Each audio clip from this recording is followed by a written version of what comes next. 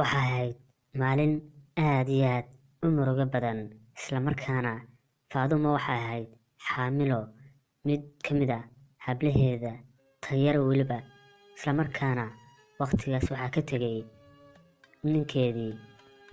Muddo yar kadib, Faadumo way dhashay, isla markaana waxay go'aan ku gaadhay inay korsato carruurteeda yaryar si farxad leh weliba ay ku koriso oo aanay dareemin cidlo iyo aabba la'aan.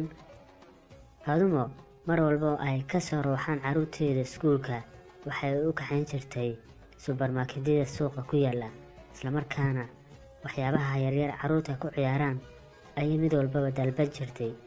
Hase ahaatee, inkastoo alaabtaas ay qaali ahayd, way u soo iibin jirtay maxaa yeelay waxay ku dadaali jirtay in hablaheedu ay farxad dareemaan mar walbaba. Marmarka qaar, marka la gaadho xilligii iskuulka ee subaxii, waxay damacdaa inay kasoo kiciso labada hablood oo yaryar si ay iskuulka u tagaan. Hase ahaatee, waxay ahaayeen kuwo aad iyo aad u xanaaq badan mar walbaba.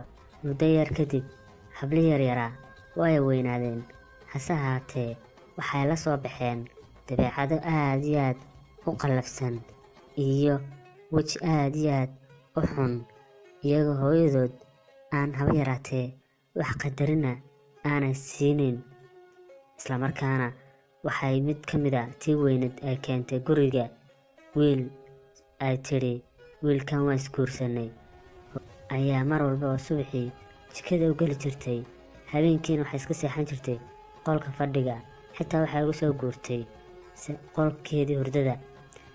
Hase ahaatee, mar allaale markay jikada ugu soo galaan iyadoo wax karinaysa, ay caayi jireen, waxay ku odhan jireen, islaantan waxaa looga tegayba marka horeba caajis midhan bay ahayd.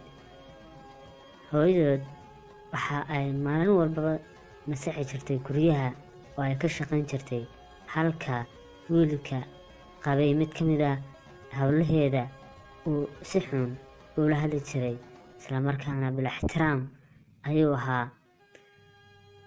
Marmarka qaar, Faadumo waxay u tegi jirtay saaxiibteed, isla markaana ay agteeda kusoo nafisi jirtay, laakiin markay guriga kusoo noqoto, waxay arki jirtay hablaheedii oo rag kale guriga keensaday, isla markaana la sheekaysanaya oo wax la cunaya oo gurigeedii ku wada nool. Arrinkaas waxa uu Faadumo ku abuuray cadaadis fara badan iyo bareshar xagga dhiigga, isla markaana waxay u tagtay dhakhtar si ay dawo u raadsato. Hase ahaatee, arrinkii ilaa imika waa uu taagan yahay. Maalin